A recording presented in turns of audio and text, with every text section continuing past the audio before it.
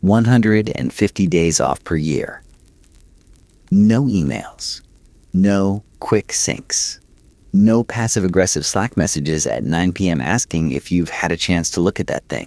Your boss couldn't legally make you work on Saint Whoever's feast day, and if he tried, the entire village, and more importantly, the church, would have opinions about it.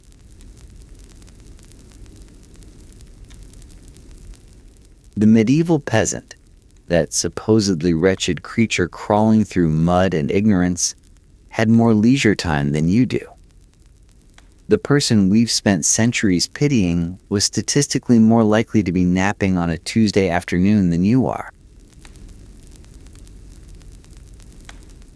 The Dark Ages implies a darkness that simply wasn't there in the rhythm of daily life.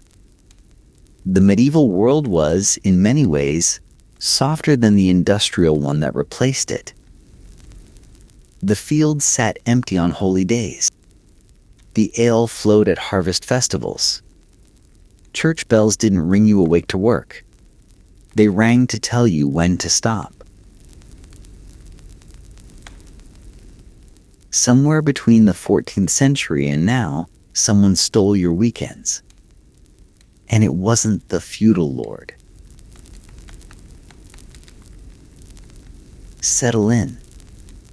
We're going back to the medieval village. Not to suffer, but to rest. Don't worry. It gets more infuriating from here.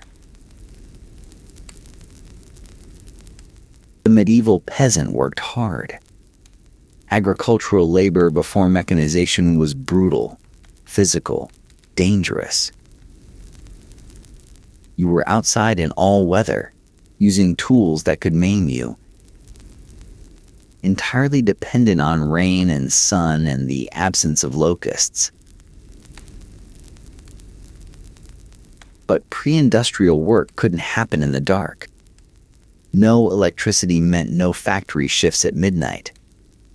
No fluorescent lights meant no just staying a few extra hours. When the sun went down, work stopped. Not because people chose to stop, but because continuing was physically impossible. You cannot plow a field by candlelight. The medieval workday tracked the sun. Summer days were longer, winter days were shorter. During bright months, peasants might work 10 or 12 hours. But during winter, 5 or 6 hours of useful daylight and then you're done. Mending clothes by the fire.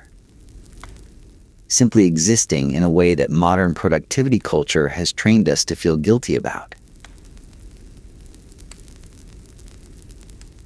And then there were the feast days. The Catholic Church had established a calendar riddled with mandatory rest. Saints' days, holy days, the 12 days of Christmas, Easter week, Whitsun, the Assumption, local patron saint celebration. Historians have counted somewhere between 80 and 150 days off per year, depending on region and century. Compare that to the modern American worker, around 16 paid days off per year, including holidays. The medieval peasant had 3 to 4 times more leisure than someone with a laptop and a healthcare plan. The church understood something modern capitalism has deliberately forgotten. Human beings need rest. Not as a reward for productivity, but as a fundamental requirement for existence. The Sabbath wasn't earned. It was commanded. The feudal lord might own your labor 3 days a week. But he couldn't own your Sundays. He couldn't own St. Crispin's Day or Michaelmas. Those belonged to God, which meant they belonged to you. Here's a strange sentence. The medieval Catholic Church was, functionally, the most effective labor protection organization in human history. Not intentionally. The Pope wasn't thinking about work-life balance, but by declaring vast swaths of the calendar sacred, and therefore off-limits to labor, the Church created a floor beneath which exploitation could not sink. The local lord wants more output. He needs the harvest in faster. He'd love peasants working 7 days a week until every grain is stored. But he can't. Because Sunday is the Lord's day. Because the feast of St. John is next Tuesday. Because the Church has opinions about lords who violate holy days. This wasn't just social pressure. It was legally enforceable. Manor courts, ecclesiastical courts, and royal courts all recognized feast day protections. A lord who forced labor on a holy day risked actual penalties. The system had teeth. The peasants defended these days fiercely. Every feast day was a day they didn't work someone else's land. Every holy obligation was leverage against exploitation. The records are full of disputes. Lords complaining peasants were too devoted to their saints. Peasants insisting the feast of Saint Whoever had always been observed. Communities inventing local traditions to add days to the calendar. Then Protestantism arrived. The reformers looked at the Catholic calendar and saw superstition, inefficiency, peasants resting when they could be working. So they cleaned it up, stripped it down, eliminated feast days by the dozen. The English Reformation didn't just change how people worshipped, it changed how much they worked. Historians estimate English workers lost between 40 and 80 days of rest when the Protestant calendar replaced the Catholic one. That's not reform. That's theft. The trend continued. As capitalism industrialized, as factories replaced farms, remaining protections eroded. Sunday observance weakened. Holidays became negotiable. The concept of sacred rest, time belonging to something larger than profit, disappeared. The modern 2-day weekend didn't exist until the 20th century. Workers fought and died for it. The 8-hour day, the 40-hour week, paid vacation. Every single one was a battle against employers who saw no reason humans should stop producing. The medieval peasant never had to fight for feast days. They were given, not earned. Protected, not negotiable. You're working more than a medieval peasant because the institutions that once protected rest were systematically dismantled, and nobody built anything to replace them. Let's get specific. What did a medieval peasant's day actually look like? Wake with the sun. No alarm clock, just gradual lightning and the village stirring. Animals need feeding. Fire needs tending. But no rush, no countdown to a meeting, no train to catch. Breakfast is simple. Bread, ale, maybe cheese. Nobody eating at their desk. Nobody skipping meals for deadlines. You eat, then work. Morning is for heavy labor. Tasks requiring full daylight and energy. Planting season means fields. Harvest, the same. Winter means threshing grain, repairing tools, cottage industries like spinning. Midday brings dinner, the main meal when the sun is highest. This isn't a 15-minute desk lunch. This is a real meal, often communal, lasting an hour or more. Ale consumed.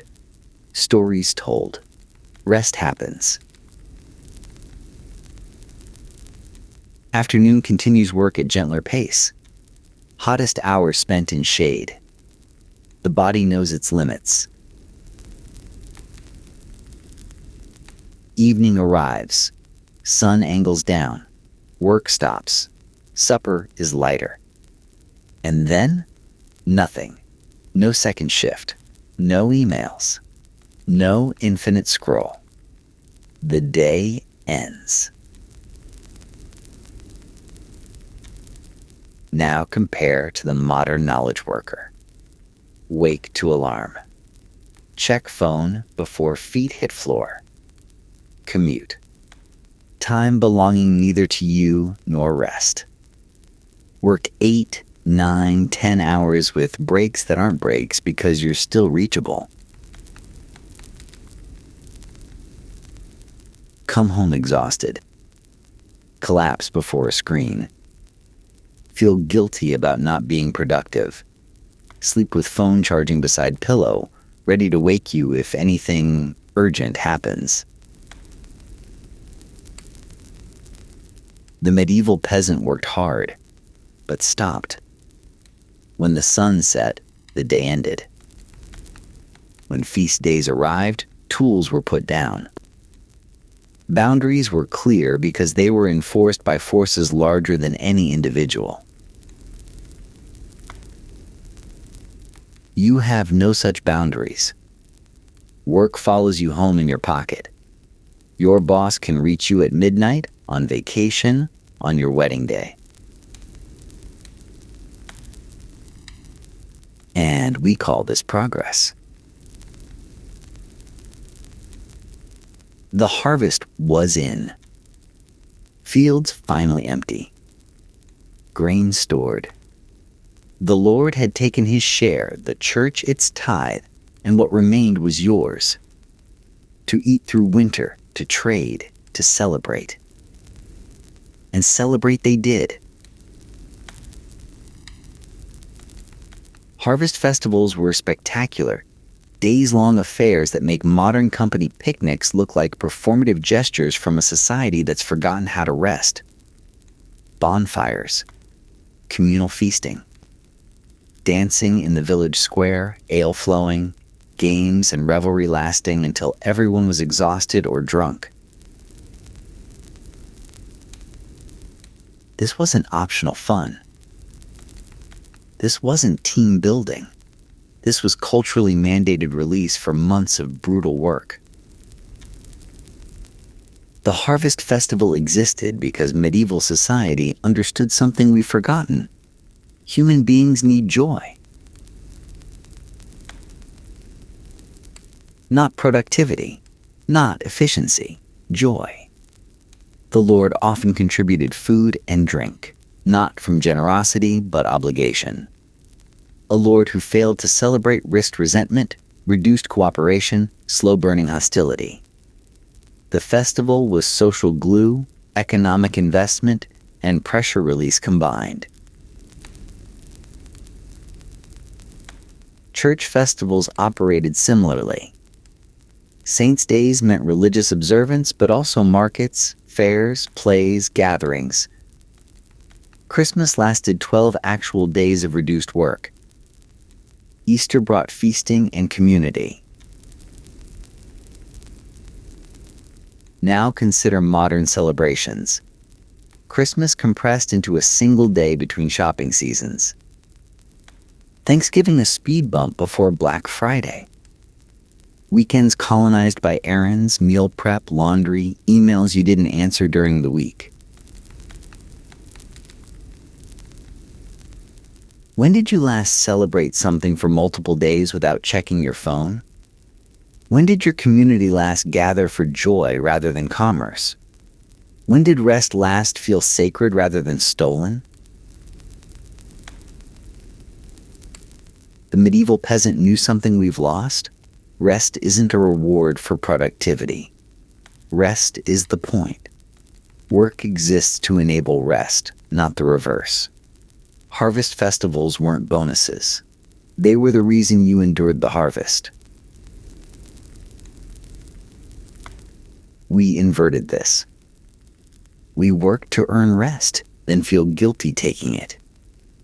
We see leisure as laziness, celebration as waste. The medieval peasant understood something about human flourishing that we've deliberately forgotten.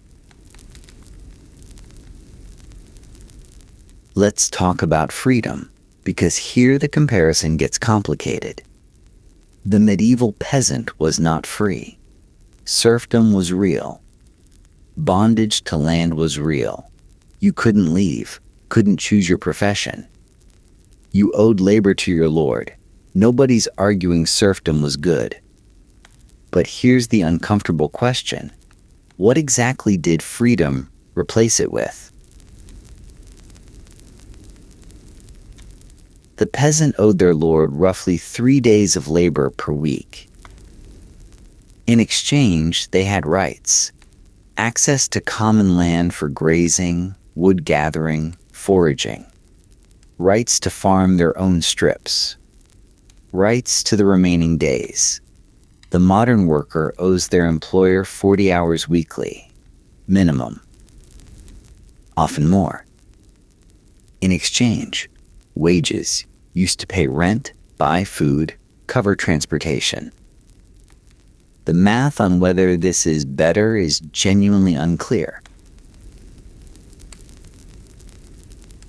Consider, the peasants' housing was tied to their position. Terrible housing. Drafty, smoky, shared with animals. But it existed. It couldn't be taken away on 30 days' notice. The modern worker's housing is tied to employment, which can evaporate at any moment. Consider, the peasant couldn't be compelled to work on feast days. The modern worker can be called in any day, and refusal carries consequences. Consider, the peasant's lord had obligations. The relationship was reciprocal, however asymmetric. Protection, justice, access to resources. The modern employer owes nothing beyond your next paycheck. Serfdom was bondage to a person and place. Modern employment is bondage to an abstraction. The market, the invisible hand determining whether your labor has value this quarter. The serf knew who owned them. The modern worker is owned by forces too diffuse to name. This isn't defending feudalism. It's questioning what we mean by progress. If progress means abstract freedom, theoretical ability to quit and find another job, modernity wins. If it means concrete well-being, actual hours worked, actual hours taken, actual security, the answer gets murkier.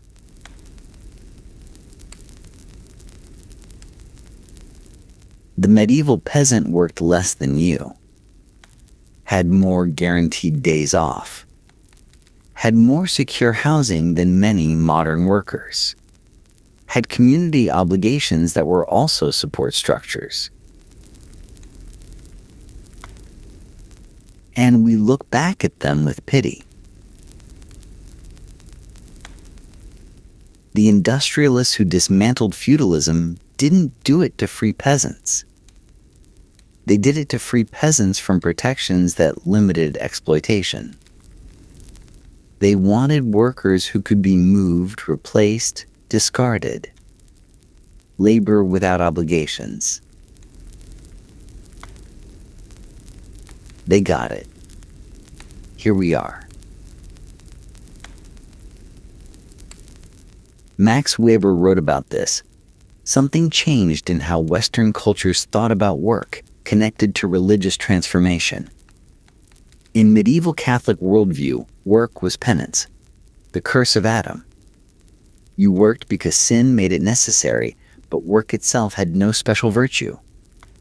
What mattered was faith, prayer, sacraments. Rest was sacred. The monk spending days in prayer wasn't unproductive. He was doing the most important work. Protestant reformers challenged this. Work was a calling. God wanted your labor. Your profession was holy. Diligence was devotion. Accumulating results signaled divine favor. See where this goes? When work becomes holy, rest becomes suspicious. When productivity signals God's favor, leisure looks like sin. The festival calendar wasn't just inefficient, it was spiritually dangerous. So Protestants cut it, not from cruelty but conviction.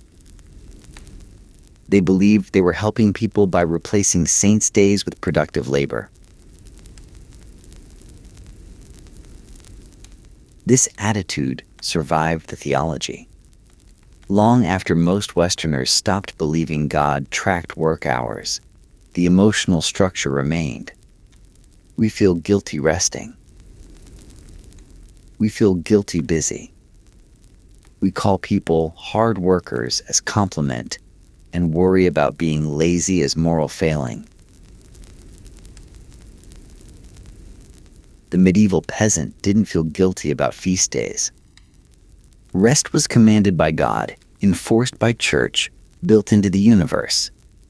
Taking a day off wasn't indulgence. It was obedience. You feel guilty taking days off.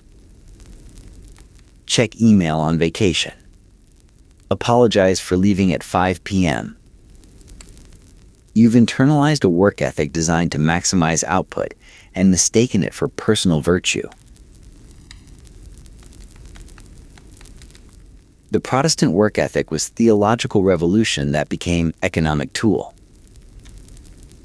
It justified longer hours, fewer holidays, more extraction. It made workers complicit in exploitation by convincing them it was salvation. The medieval peasant would find you very confusing. The factories changed everything. Before industrialization, work was task-oriented. Things to do, fields to plow, animals to feed, and when tasks were done, work was done. Time was measured by sun, seasons, agricultural rhythms. If you finished early, you finished early. Factories destroyed this. Work became time-oriented. You showed up to fill hours, not complete tasks. The whistle blew. You stayed until it blew again. What you accomplished mattered less than how long you were present. This required rewiring how humans related to time. Pre-industrial people experienced time as flexible, natural. Industrial capitalism needed time rigid, mechanical, universal. The clock became discipline. And hours multiplied. Early industrial revolution, 12-hour days common. 14 not rare. 16 happened. 6 days weekly, sometimes 7. Children as young as 5 in mills and mines. Remember those 150 days off? Industrial workers were lucky to get 50. Feast days eroded, ignored, replaced by production schedules recognizing no calendar but profit. Factory owners actively campaigned against holidays. They complained about Saint Monday, workers taking Monday off to recover from Sunday celebrations, as theft from production. They pushed for laws reducing holidays, docked pay for absences, created discipline systems punishing rest. Workers fought back. Labor movement history is substantially fighting to reclaim stolen rest. 10-hour day, then 8. Saturday half days, then full weekend. Paid vacation. Sick leave. Everyone contested. Everyone required strikes, organizing, sometimes violence. Everyone opposed by employers seeing no reason humans should stop producing.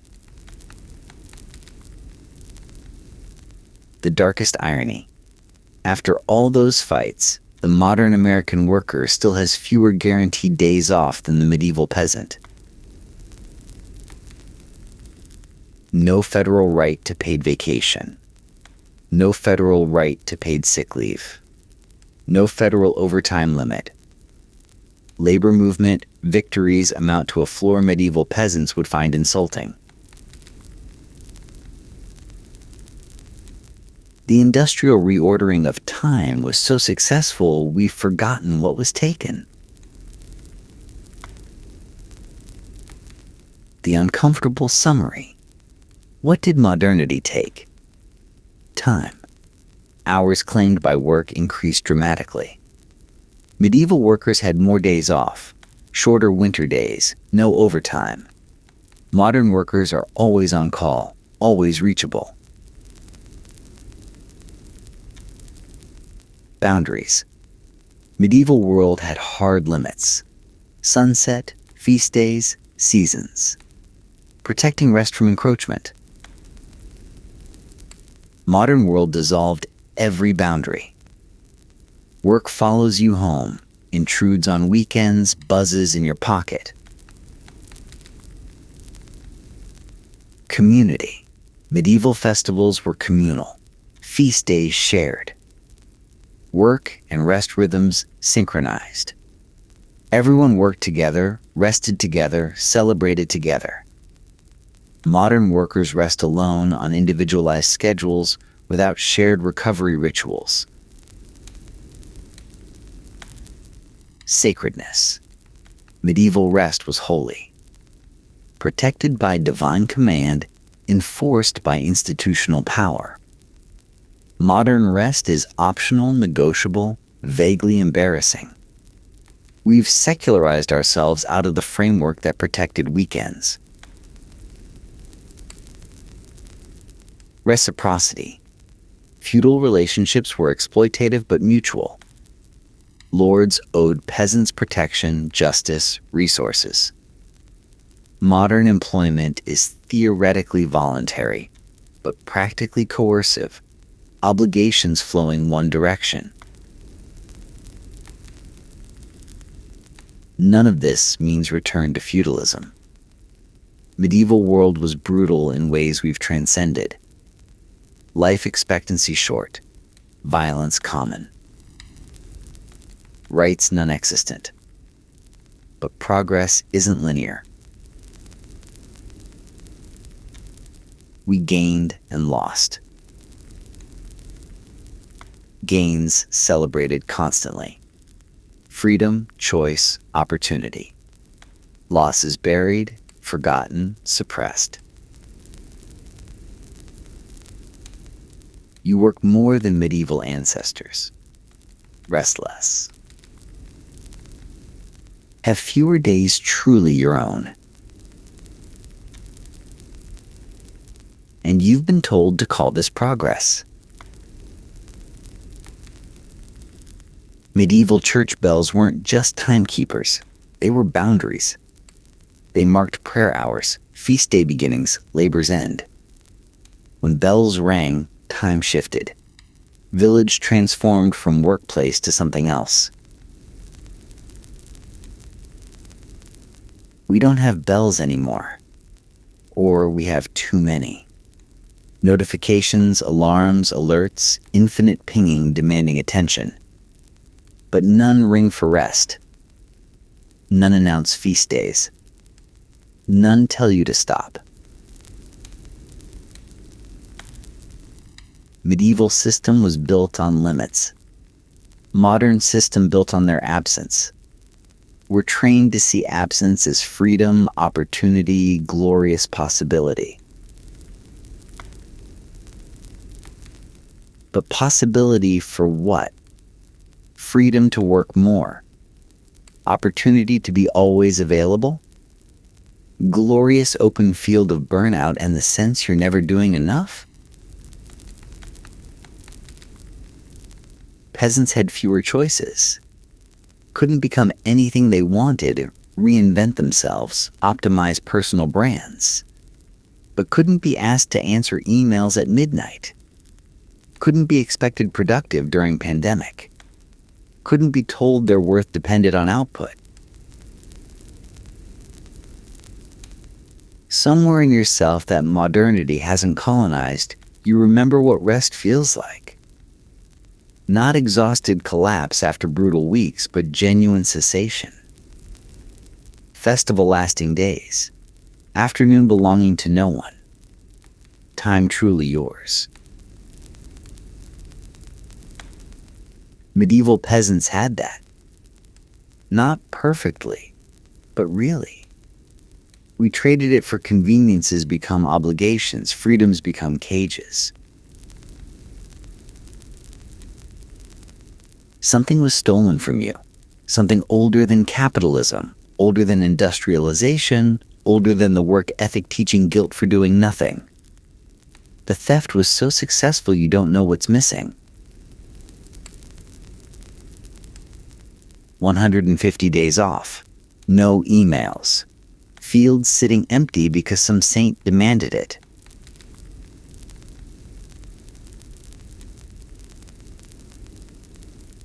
That was real. It existed. The story saying we've progressed beyond it is told by the people who took it from you. Sleep well tonight. And if you can manage it, take tomorrow off. No one's giving you permission. But then again, the medieval peasant didn't need permission either. The smell hit you before you saw the door. Roasted beans, yes, but also tobacco smoke, cardamom, rosewater, and something underneath all of it. The warm, slightly bitter perfume of a substance that was about to rewire human civilization. Coffee arrived in the Ottoman Empire sometime in the early 16th century. Probably through Yemen, probably carried by Sufi mystics who used it to stay awake during night-long religious ceremonies. Within decades, it had escaped the monasteries and spread to the cities, and the cities would never be the same. The first coffeehouses opened in Constantinople around 1554. They were modest establishments. A few benches, a brazier for roasting beans, ceramic cups that clinked like small bells. Nothing about them suggested revolution. Nothing about them hinted at the panic they would inspire in sultans, grand viziers, and religious authorities across the empire. But the panic came anyway. Because coffee did something that no previous social drug had done. It made people think.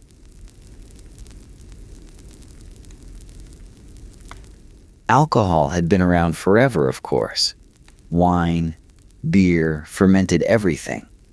Humanity had never lacked for ways to blur the edges of consciousness.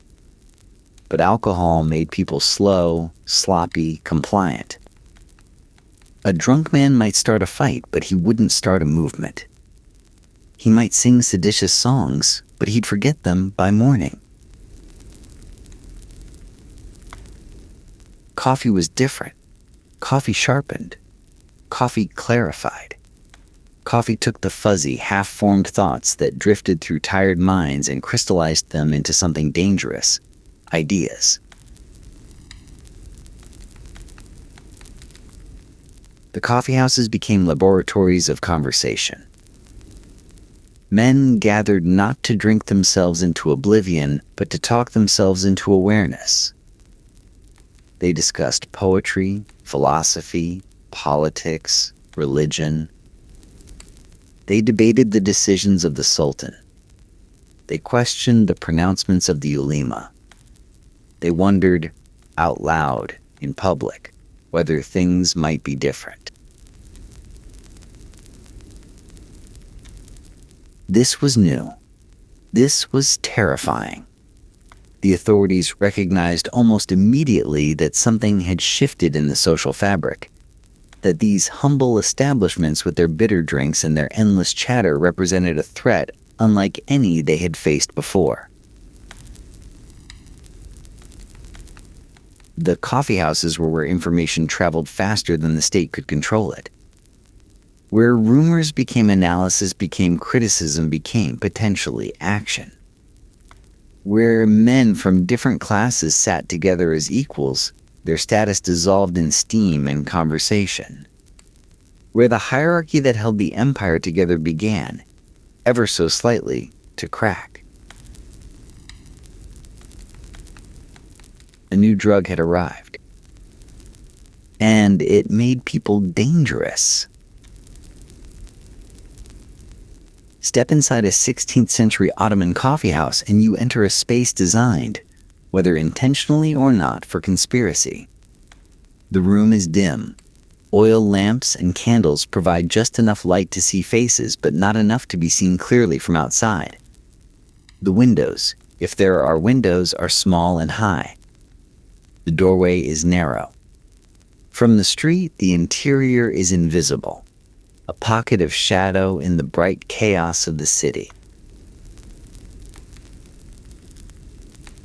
The seating is arranged in a rough democracy. Low benches and cushions line the walls, with no elevated positions, no thrones, no obvious hierarchy. A merchant sits beside a porter. A scholar shares a bench with a soldier. The coffee costs the same for everyone, and everyone receives the same small cup, the same bitter luxury. The acoustics favor intimacy. The low ceilings and soft furnishings absorb sound, creating pools of private conversation within the larger crowd. You can speak to your neighbor without being overheard by the room. You can whisper plans, share secrets, test dangerous ideas on a trusted ear before releasing them into the wider world.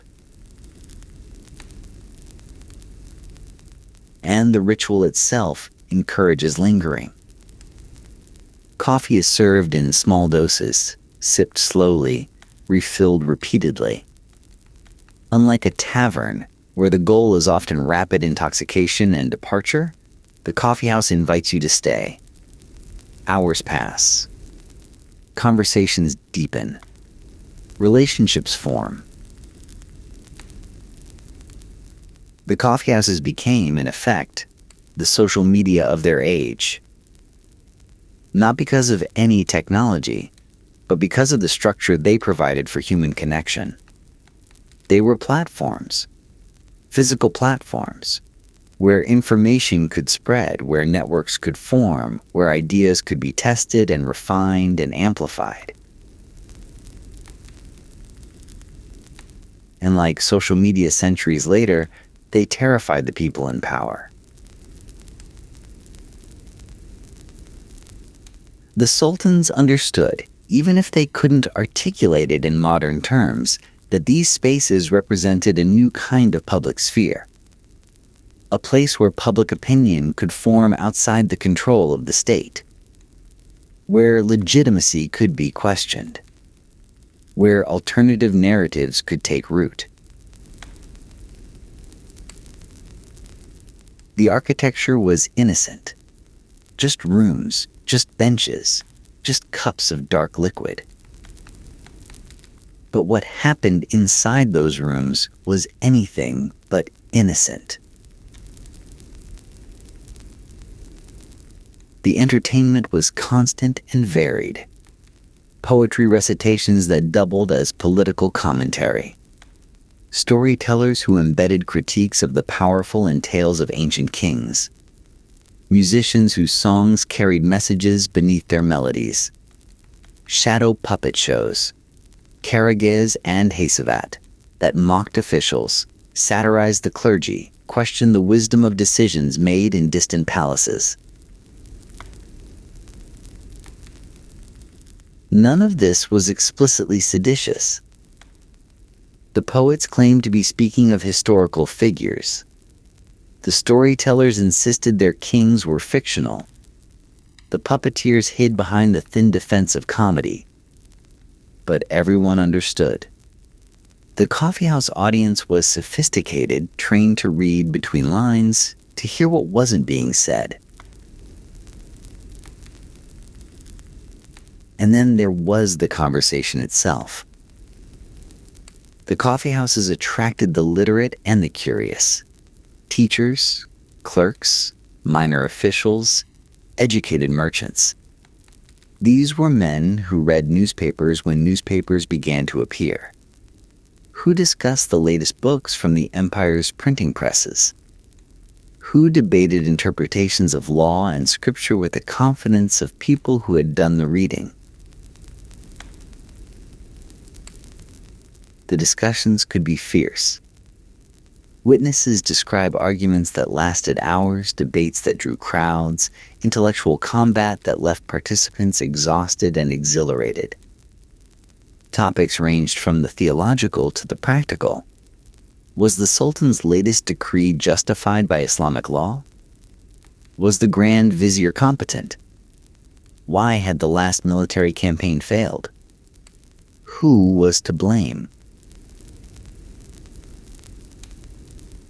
These were dangerous questions.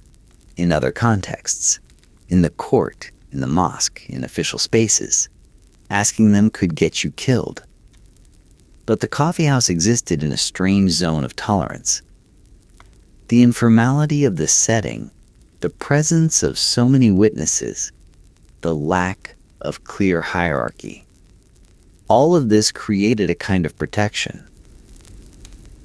Not immunity, but a buffer. A space where speech was freer than it should have been. Chess was everywhere. The boards set up on low tables, pieces moving slowly as players thought and thought some more. Chess in the coffeehouse was never just chess. It was demonstration of strategic thinking, of patience, of the ability to see several moves ahead. It was practice for the kind of minds that planned revolutions. Backgammon, too, though backgammon carried different lessons. The role of chance, the limits of skill, the way that fortune could undo the best-laid plans. The games were metaphors, and the players knew it.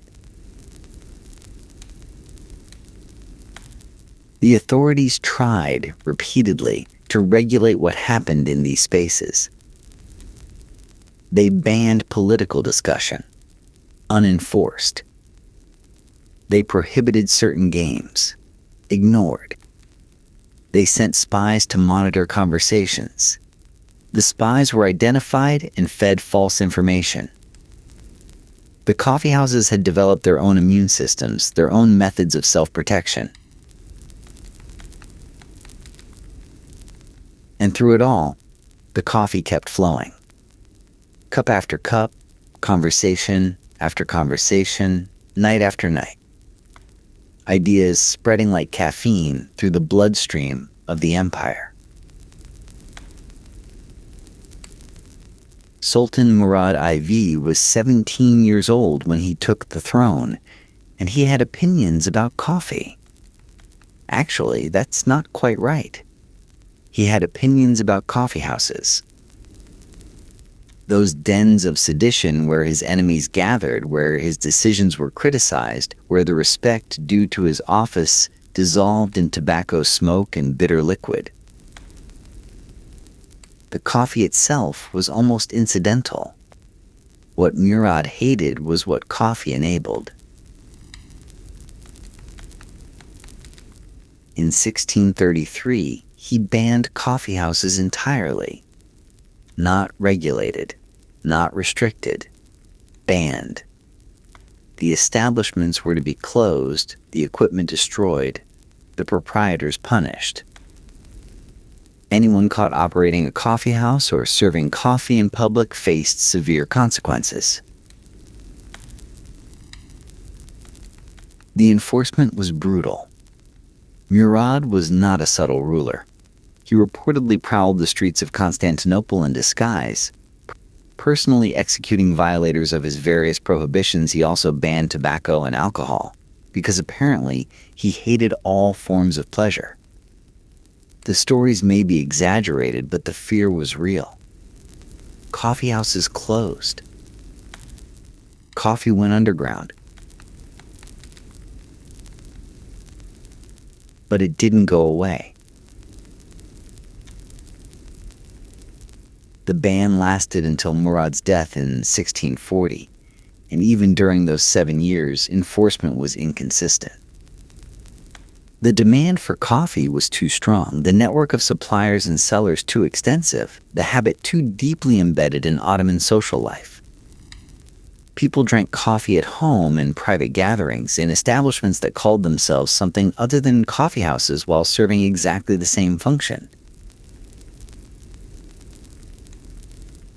And when Murad died, the coffeehouses came roaring back. Within years, Constantinople had more of them than ever before.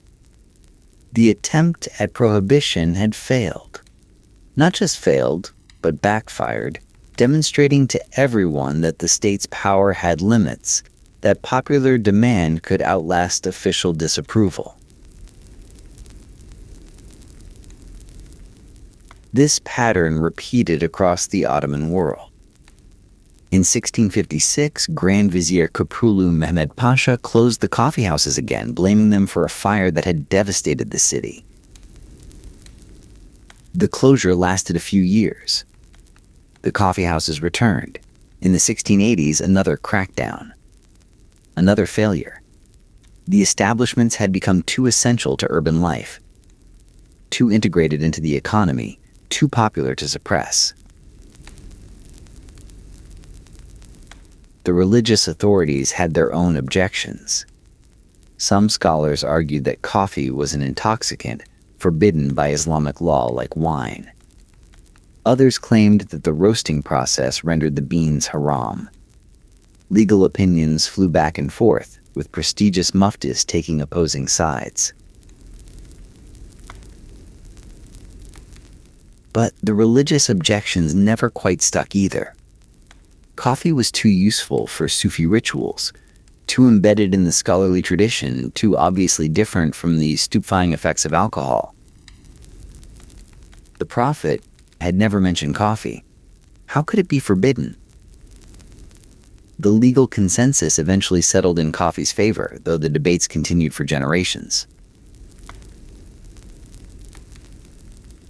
What the sultans and the scholars both understood, even when they couldn't say it directly, was that the coffeehouse represented something fundamentally threatening to traditional authority.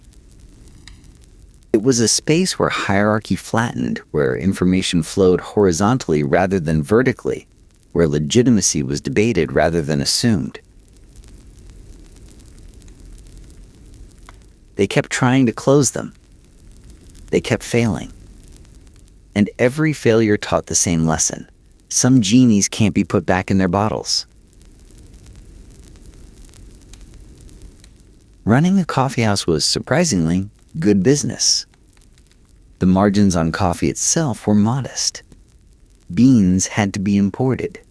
From Yemen initially, later from other regions. Roasted, ground, brewed. The equipment was specialized. The labor was constant. A cup of coffee cost a few akshi, affordable for artisans and clerks, which meant volume mattered more than markup. But the real business model was attention. The coffeehouse sold time, presence, the opportunity to be seen and to see others. It sold access to conversations, to news, to the social networks that could make or break a merchant's reputation. The smart coffeehouse owners understood this. They invested in entertainment. paying poets and musicians to draw crowds. They cultivated specific clienteles. Coffee houses for scholars, for merchants, for soldiers, for specific trades or neighborhoods. They became nodes in information networks, places where you went not just for coffee but for intelligence. Some coffee houses became de facto employment agencies. Masters seeking apprentices, merchants seeking agents, officials seeking clerks. All of them knew where to go to find what they needed. The coffee house was where deals were made, partnerships formed, opportunities identified. Others became gambling establishments with fortunes won and lost over backgammon boards. The authorities frowned on this. Gambling was even more clearly prohibited than coffee. But the frowning was selective, the enforcement sporadic. A well-connected coffeehouse owner could operate with impunity. A poorly connected one faced constant harassment. The taxation was inevitable. Once the state accepted that coffeehouses couldn't be eliminated, it decided to profit from them instead. Licenses, fees, levies on coffee imports. The bureaucracy found endless ways to extract revenue from the trade, which meant the coffeehouses became, paradoxically, part of the system they had once threatened. They paid taxes. They employed people.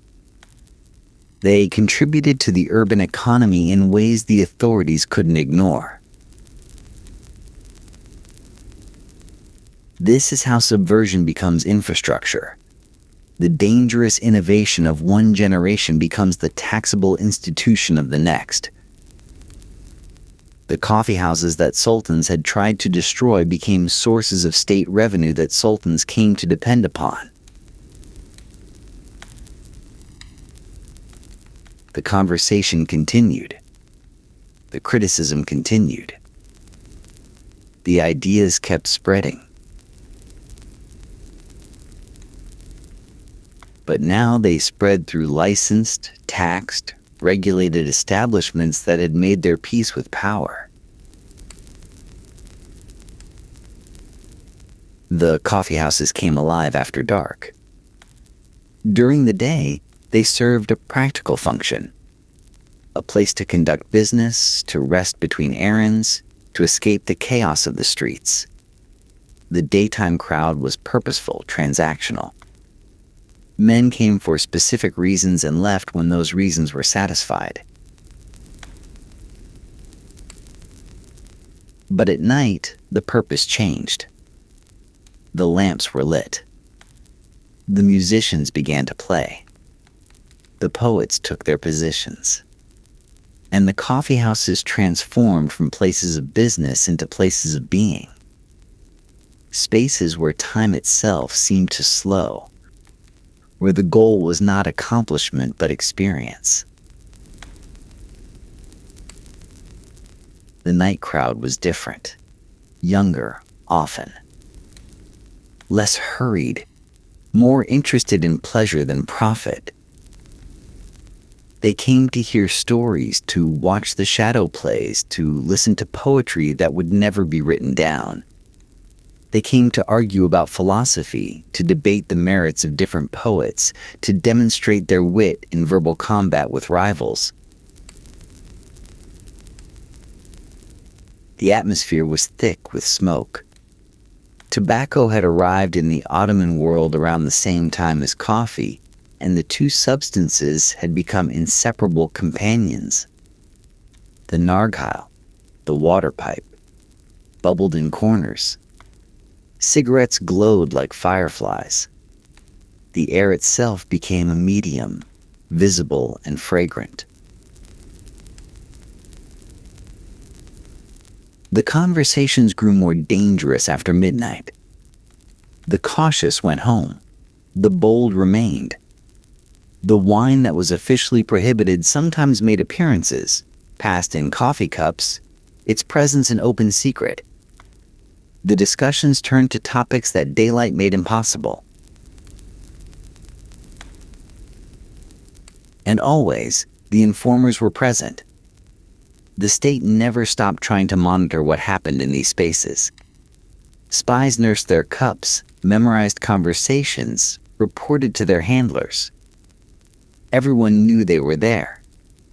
The game was to identify them, to feed them harmless information, to say the truly dangerous things only to trusted friends in trusted corners.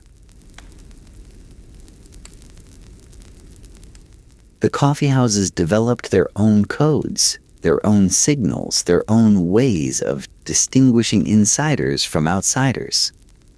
A certain phrase might indicate safe company. A certain gesture might warn of listening ears. The paranoia was constant, but it was productive paranoia.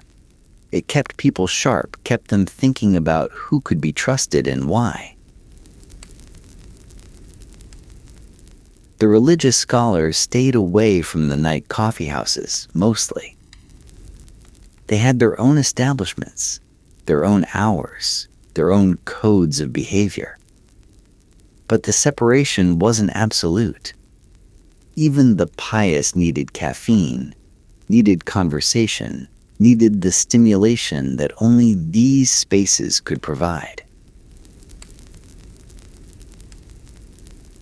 Dawn came eventually, and the night crowd dispersed. The coffeehouses emptied, were swept, were prepared for the daytime trade. The candles were extinguished. The musicians packed their instruments. The conversations, whatever had been said, whatever had been planned, dissolved into memory. Until the next night. And the night after that. And the countless nights stretching forward through centuries, each one a small conspiracy of pleasure and thought. The coffeehouses didn't stay in the Ottoman Empire. They couldn't. Coffee was too good, and the model was too powerful. The first European coffeehouse opened in Venice around 1629. Or maybe Oxford in 1650 or London in 1652, depending on how you count and what you consider a real coffeehouse. The exact dates matter less than the trajectory. Within a few decades, the Ottoman innovation had spread across the continent, transforming European social life just as it had transformed Ottoman life. London's coffeehouses became legendary. They called them penny universities. For the price of a cup, you could sit and listen to experts debate any topic under the sun. Lloyd's of London started as a coffeehouse where ship captains and merchants gathered. The insurance industry grew from conversations over coffee. The London Stock Exchange emerged from coffeehouse trading. Jonathan's Coffee House became the birthplace of modern financial markets. Paris had its cafes, which became headquarters for the Enlightenment. Voltaire supposedly drank 40 cups a day. Diderot planned the encyclopedia over coffee. The philosophies who would inspire the French Revolution caffeinated their way to dangerous ideas. Vienna developed its own coffee culture, with its own rituals, its own pastries, its own ways of lingering over cups. The Viennese coffeehouse became a category unto itself, more elegant than the Ottoman original, but carrying the same DNA of conversation, debate, and the gentle subversion of authority. Everywhere coffee went, it carried the same revolutionary potential. The drink that sharpened minds created spaces where sharpened minds could meet. The establishments that served it became laboratories of new ideas, nodes and networks of information and influence. The sultans had been right to worry. The thing they had tried to suppress in Constantinople was now spreading across the world, carrying with it the same dangerous possibilities. People gathering, people talking, people thinking, people questioning. The European authorities noticed. They worried. Some of them tried bans of their own, with similar results. The coffeehouses were too useful, too popular, too integrated into urban life. They couldn't be eliminated. They could only be watched, regulated, and eventually accepted. The Ottoman innovation had become a global phenomenon. The drink that Sufi mystics had used for night-long prayers had spawned an international revolution in how humans gathered, thought, and communicated. There's a coffeehouse near you right now. It doesn't look like the Ottoman originals. The decor is different. The music is different. The cups are paper instead of ceramic. But the function is the same. People gather. People talk. People think. The Wi-Fi password is written on a chalkboard. Laptops glow on every table. The conversations are about startups instead of sultans, about algorithms instead of armies. But the basic human activity, using a mild stimulant to enhance social connection and intellectual exchange, hasn't changed in 5 centuries. And the authorities still worry. Social media is the coffeehouse's direct descendant. A platform where information spreads horizontally, where hierarchy flattens, where public opinion forms outside the control of the state, where dangerous ideas can spark and spread before anyone in power realizes what's happening. The responses are familiar too. Bans, restrictions, surveillance. The same tools that sultans used against coffeehouses are now deployed against Twitter, Facebook, TikTok. The same arguments. Public order, national security, protection of morals. Justify the same attempts at control.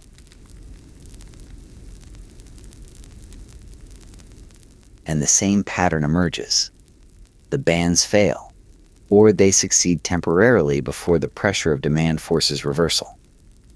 The thing that people want, connection, conversation, the electric thrill of ideas moving faster than authority can track, proves too powerful to suppress. The coffeehouses taught us something important about human nature. We want to gather. We want to talk. We want to be stimulated, chemically and intellectually. And when we find spaces that enable these desires, we defend them fiercely, even against the most powerful opposition. The sultans learned this. The European monarchs learned this. The modern states that try to control online platforms are learning it now. Some spaces are too essential to human flourishing to be closed. Some drugs are too useful to be banned. Some conversations are too necessary to be silenced. The Ottoman coffeehouses were dangerous because they made people think. They were dangerous because they brought different kinds of people together as equals. They were dangerous because they allowed information to flow in ways the powerful couldn't control. They were dangerous, in other words, because they were free. That freedom was always partial, always contested, always under threat.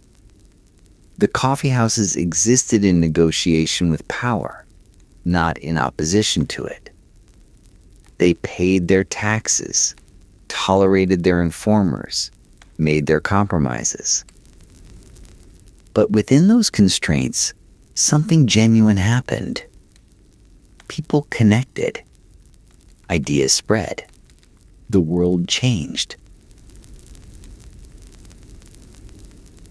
The ceramic cups are gone now, replaced by paper and plastic. The tobacco smoke has been regulated away. The shadow puppets have been replaced by screens. But the essential activity continues. Humans gathering around a bitter drink, talking themselves into new possibilities. Somewhere right now in a cafe or a Starbucks or a living room with a French press, someone is having an idea that will change something. The conversation that starts there might end in a business plan, a political movement, a work of art, a revolution. The sultans were right to worry. The drug was dangerous. The spaces it created were dangerous. The thoughts it enabled were dangerous. And here we are, 5 centuries later, still drinking, still talking, still dangerous. The beans are roasting. The cups are clinking. The conversations are beginning. Welcome to the coffee house. Watch what you say. Your job is simple. You carry a piece of paper from one place to another place. That's it. That's the whole thing. You are a messenger, a courier, a runner. Someone hands you a folded slip of orders, points vaguely toward the chaos, and says, take this to Battalion HQ, or find Captain Morrison, or get this to the artillery observation post, and then you run. You run through trenches that collapse without warning. You run across open ground where machine guns have been sighted for months. You run through artillery barrages that turn the earth into a churning ocean of mud and metal. You run through gas clouds that dissolve lungs. You run through wire that tears flesh. You run through the screaming and the silence and the strange, horrible sounds that exist only in this place. Your average life expectancy, if you're lucky, is a few weeks. If you're unlucky, and you will be unlucky because everyone here is unlucky, it's considerably less than that. Runners die faster than almost anyone else in this war. Faster than the infantry who at least have trenches.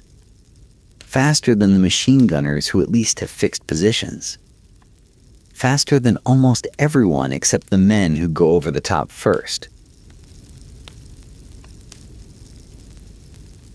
You were chosen for this job because you're young, because you're fast, because you're fit and eager and haven't yet learned what this place does to eagerness. They told you it was an honor, a position of trust. The officers need men they can rely on, men who won't panic, men who understand that communication is the lifeblood of modern warfare. What they didn't tell you is that reliable means disposable, that trusted means expendable, that the reason they need so many runners is because runners keep dying over and over in ways that would be tragic if anyone had time for tragedy.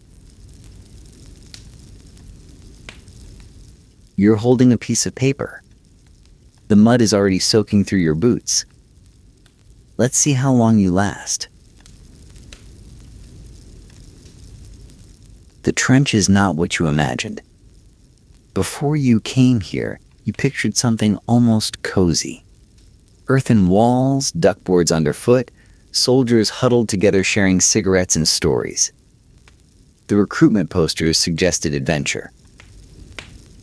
The newspapers suggested glory. The reality is a ditch full of corpses, rats, and shit.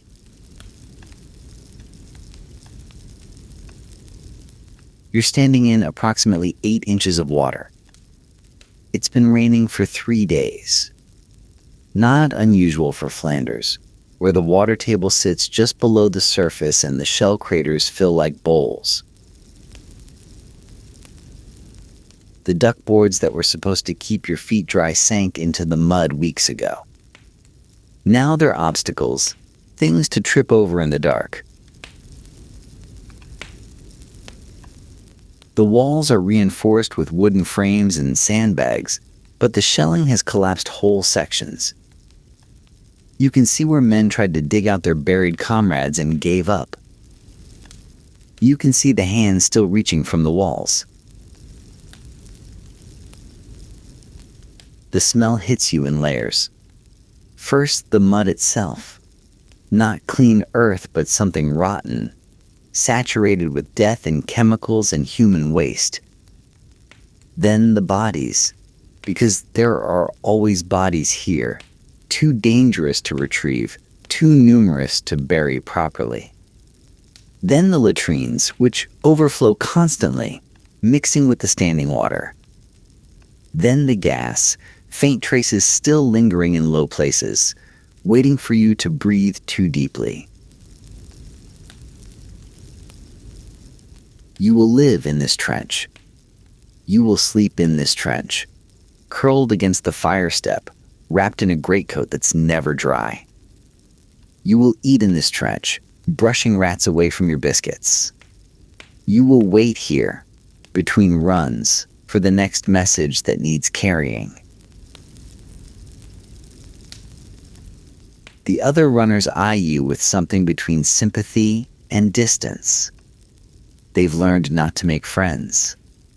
The turnover is too fast. The man sharing your dugout today will probably be dead by Thursday, and they've run out of ways to grieve. New runner? One of them asks. He's older than you, maybe 22, which makes him ancient here. His eyes have the flatness you'll come to recognize in everyone who's lasted more than a month. You nod. Keep your head down. Run the communication trenches when you can. Don't stop moving in the open. He pauses. And don't volunteer for anything. You want to ask him more. How long he's been here, how many runs he's done, what the worst part is. But an officer is approaching with a folded paper, and the older runner is already looking away. Your name is being called.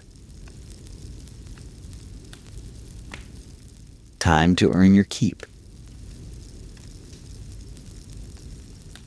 The paper in your hand weighs almost nothing. A single sheet, folded twice, sealed with a bit of wax that's already softening in the damp. You don't know what it says. Runners aren't told, aren't trusted, aren't considered worthy of the information they carry. It might be orders for an attack. It might be coordinates for an artillery barrage. It might be a request for more ammunition, more men, more wire. It might be a dinner invitation from one officer to another. You've heard stories of runners dying to deliver birthday greetings. What you do know is that someone somewhere is waiting for this paper. And the waiting is dangerous. Every minute this message sits undelivered is a minute when decisions can't be made, when artillery can't be called, when reinforcements can't be sent. The entire machinery of modern warfare depends on communication, and the communication depends on you. No pressure. The officer who handed you the message points toward the east. Captain Harrison, B Company. Support trench, about 400 yards. Use the communication trench as far as you can, then cut across. Cut across means crossing open ground. Open ground means exposure. Exposure means you become a target for every German sniper, machine gunner, and artillery observer who happens to be watching. 400 yards. You could run that distance in 2 minutes on a track field. Here, in this landscape, it might as well be 400 miles. You start moving.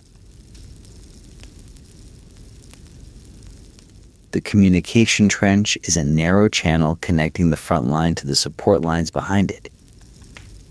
It's supposed to provide covered movement, a safe path through the danger zone. In practice, it's a winding, half-collapsed mess that doubles the distance and triples the time. Sections have flooded completely. Other sections have been destroyed by shell fire and never repaired. You wade, climb, scramble, squeeze through gaps that threaten to trap you. The sounds of the war are everywhere. The constant rumble of artillery, near and far. The crack of rifles. The distinctive rattle of machine guns. You learn quickly to identify German guns from British ones, not that it matters when the bullets are coming at you. The shouts of men, the screams of the wounded, the strange silences that fall without warning.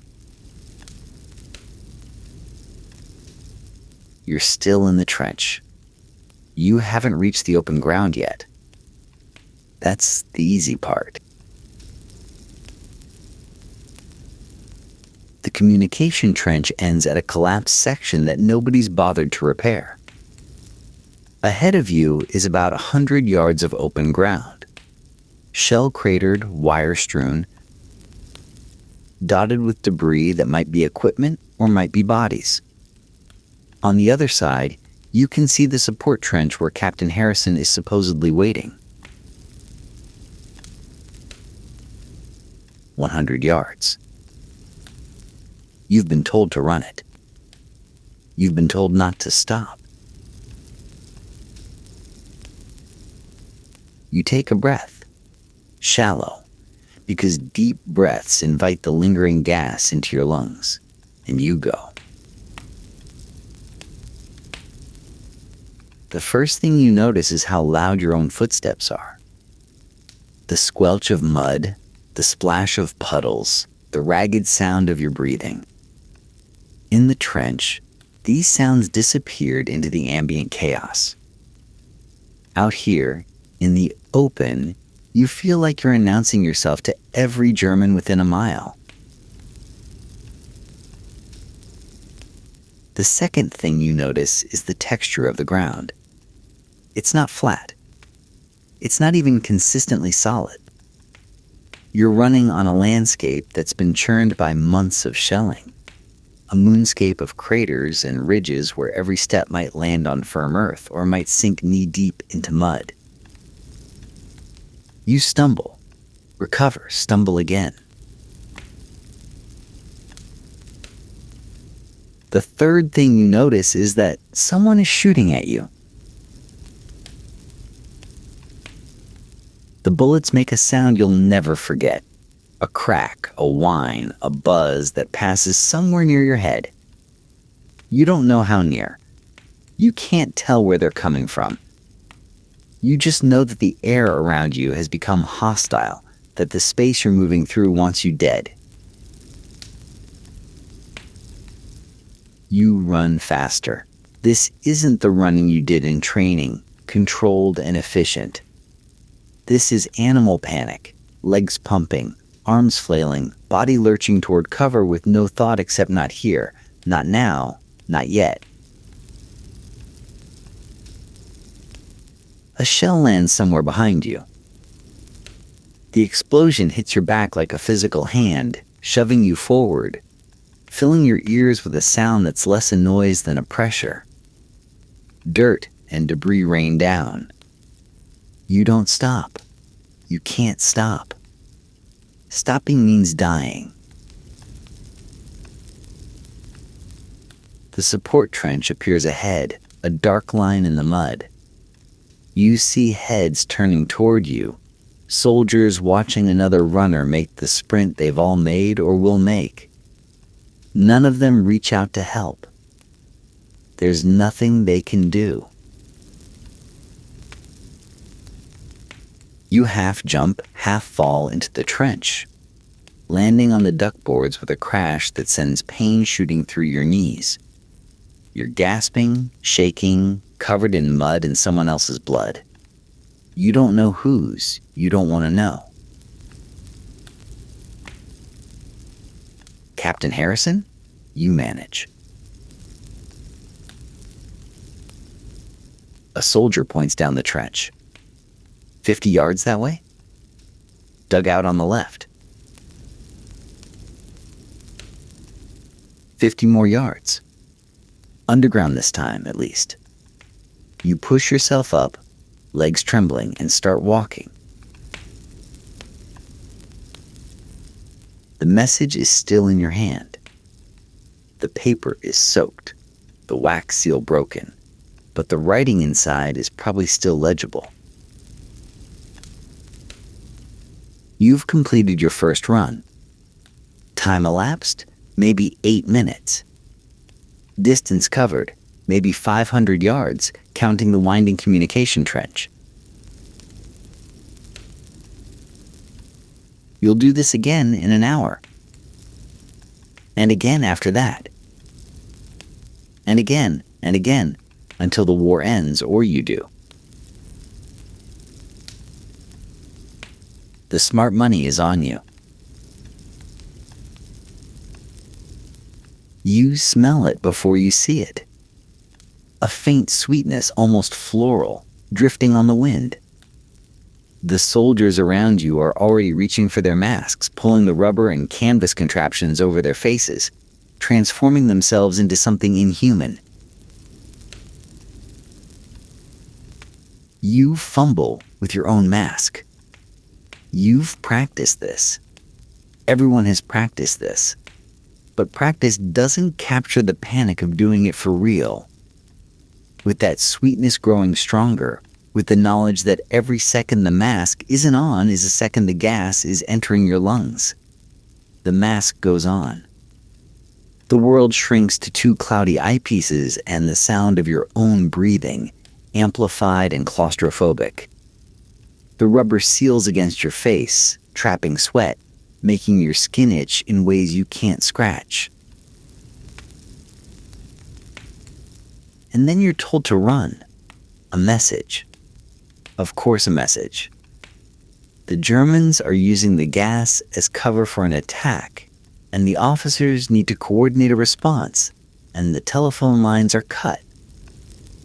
They're always cut, and so someone needs to carry the orders personally. That someone is you. Running in a gas mask is a special kind of hell.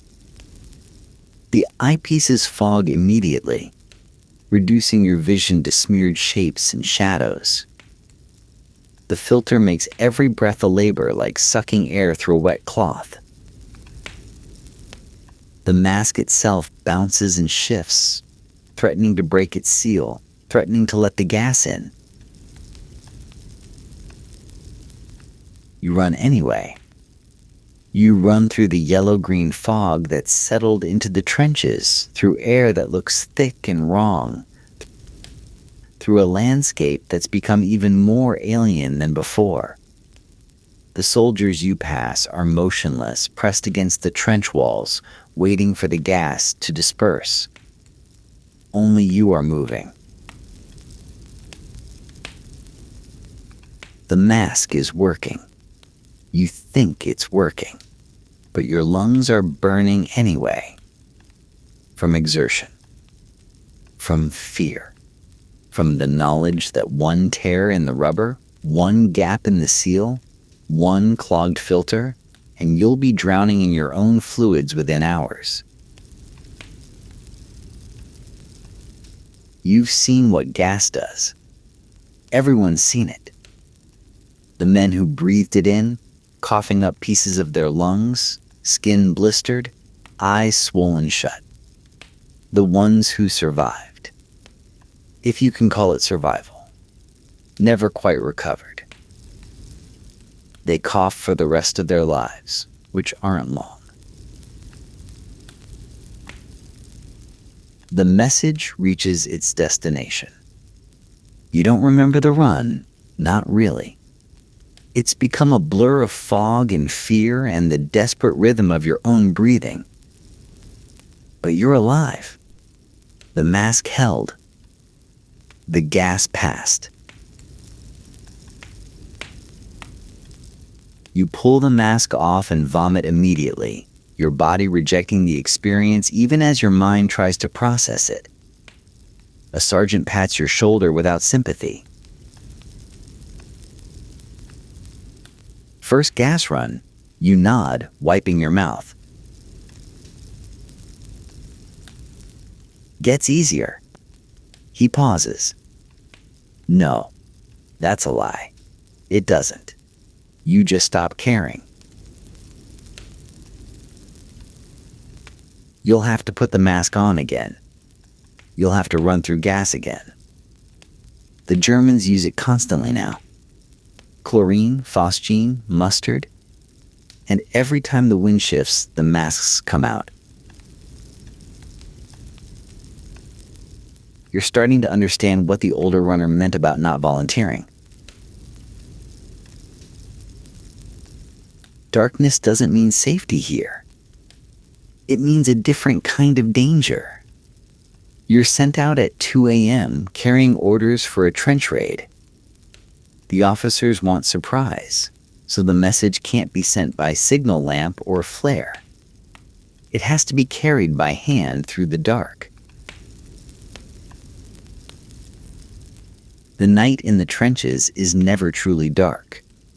Flares go up constantly. German flares, British flares, casting harsh white light across the landscape, freezing everyone in place until they fade. When a flare goes up, you drop. You press yourself into the mud and become nothing, a lump of earth, invisible until the light dies. When the light dies, you run. This creates a horrible rhythm. Sprint in darkness. Drop when the flare goes up. Wait, motionless, as the light drifts down on its little parachute. Sprint again when darkness returns. Drop. Wait. Sprint. Drop. Your eyes adjust, sort of. The trench walls become visible shapes. The shell craters become darker shadows. But you can't see the wire until you're tangled in it.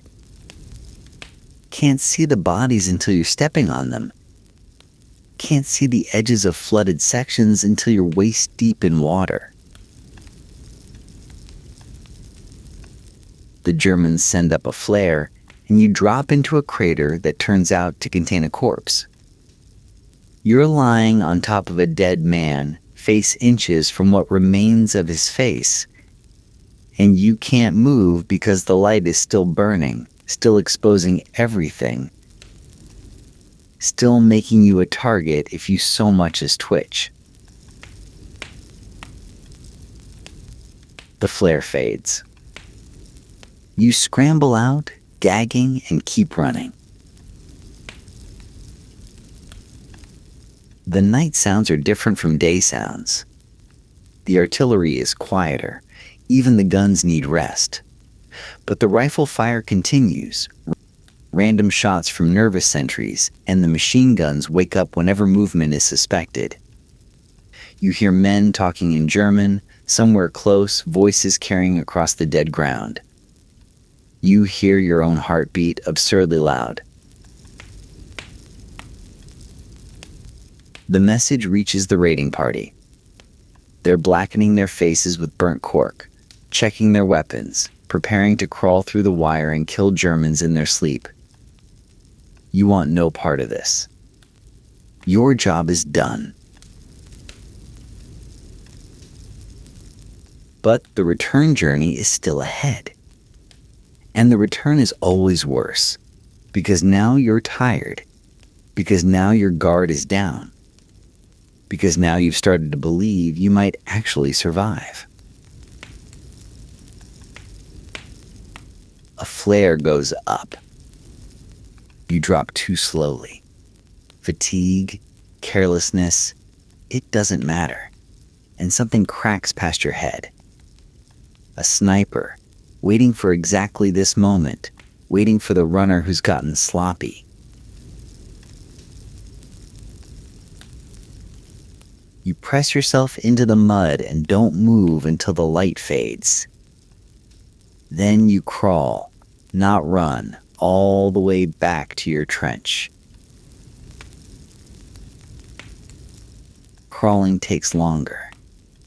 Crawling gets mud in your mouth, your eyes, every opening in your body.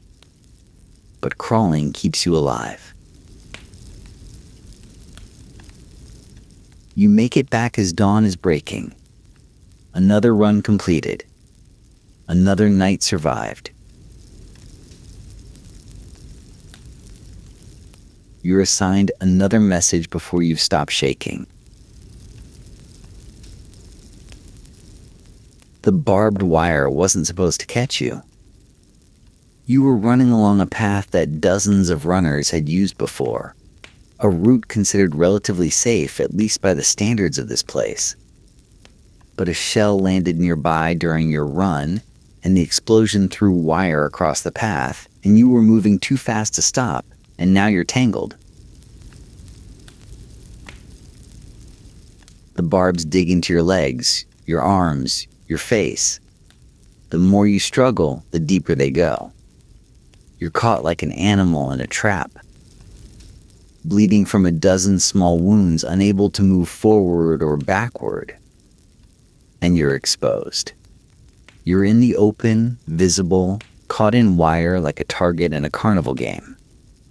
If a sniper sees you, if a machine gunner notices, if anyone on the German side happens to look this way, you force yourself to stop struggling. You breathe. You think. The wire has patterns. Every tangle has weak points, places where the barbs aren't seated, where the strands have slack. You've watched men extract themselves before. You've seen the technique. Slowly, impossibly slowly, you start to work yourself free. You move one limb at a time, millimeter by millimeter, letting the barbs scrape rather than tear. Your uniform rips. Your skin opens in long, shallow cuts. But the barbs are releasing one by one. A machine gun opens up somewhere to your left. Not at you. At something else, someone else. But the sound freezes you in place. You're halfway out of the wire, one leg still tangled, arms braced against the ground. If you move now in the open while the guns are active, you wait. The machine gun stops. You start moving again. The whole extraction takes maybe 10 minutes.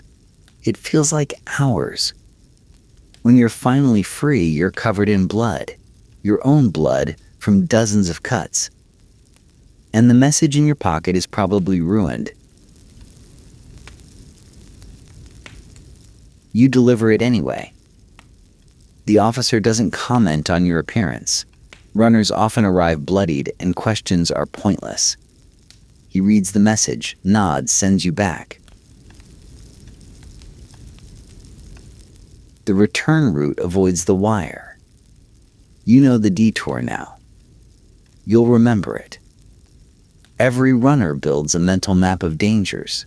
The wire here, the sniper post there, the sniper of trench that floods, the crater that contains unexploded ordnance. The map keeps growing. The dangers keep multiplying. And the paths that were safe yesterday become deadly tomorrow. Because the shelling never stops. Because the wire keeps spreading. Because this landscape is actively trying to kill you. You're learning to survive. But learning takes time. And time is the one thing runners don't have. You find his body on your third week. Another runner sent out an hour before you, carrying a message to the same destination you're heading toward. He's lying in a shell crater about 50 yards from the support trench. He almost made it. He was so close to cover, so close to completing his run, and something caught him. A bullet? Shrapnel? It doesn't matter. And he fell here, and he died here. And the message he was carrying is still clutched in his hand. You take the message. That's protocol. If a runner goes down, the next runner retrieves the orders and completes the delivery. The war doesn't stop for death. The communications must flow. His eyes are still open. He looks surprised, which is how everyone looks when they die. You didn't know him well. New runners come and go too fast. But you remember his face from the dugout, his voice asking questions about the route, his nervousness that marked him as green.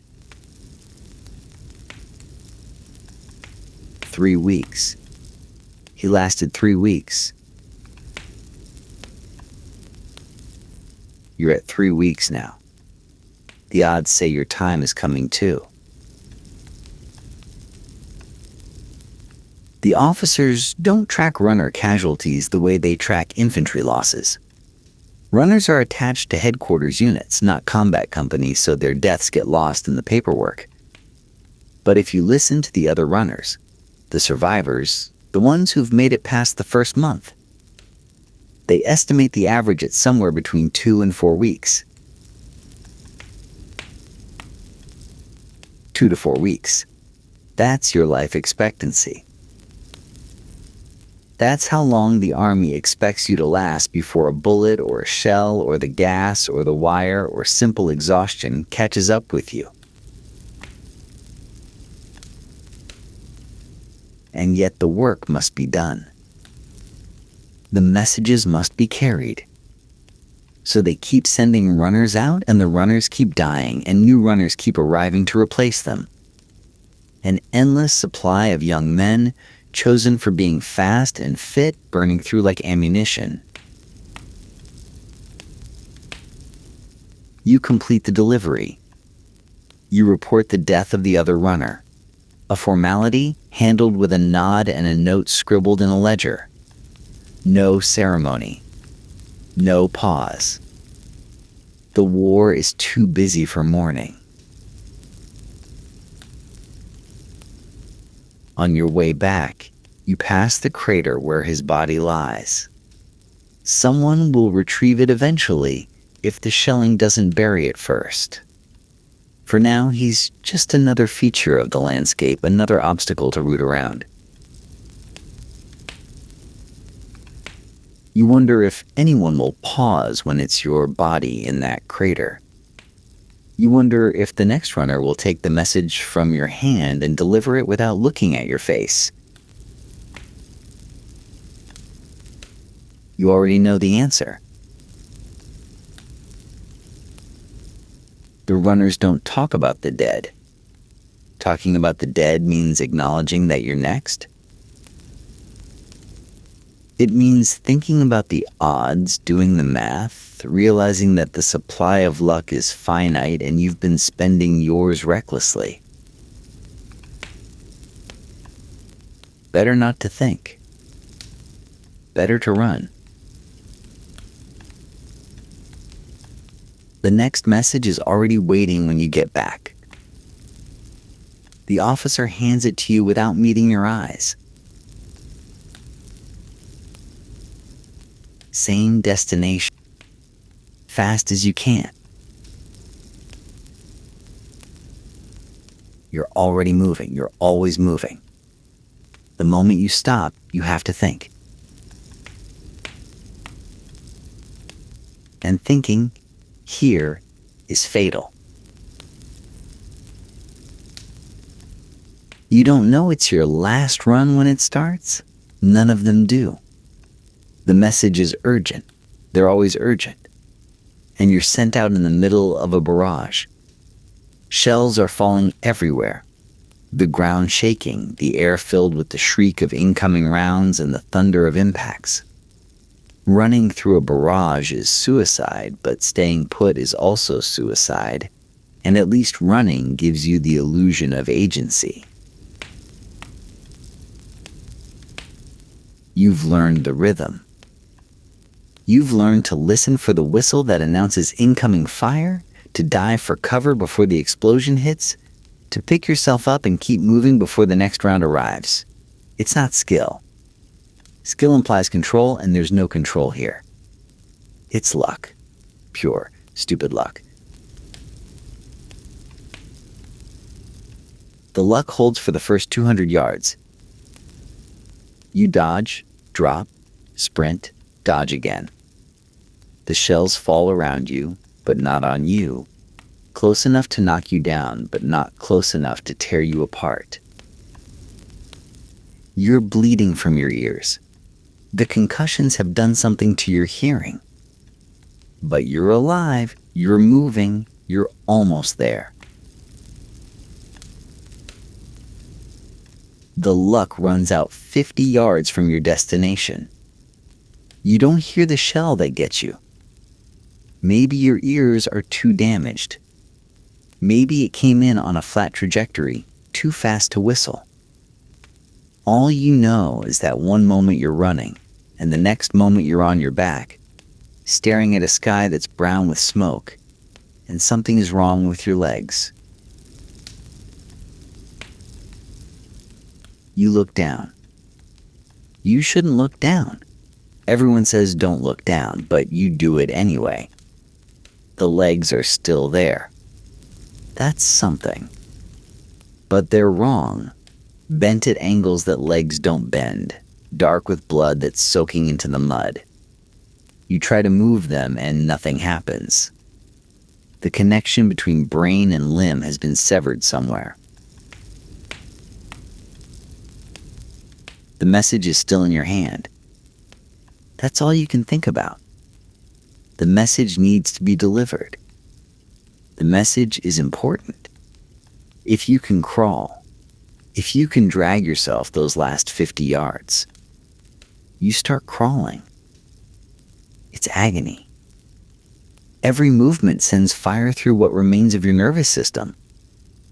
The mud drags at you, thick and hungry, trying to pull you down. But you're moving. Inch by inch, you're moving toward the trench line.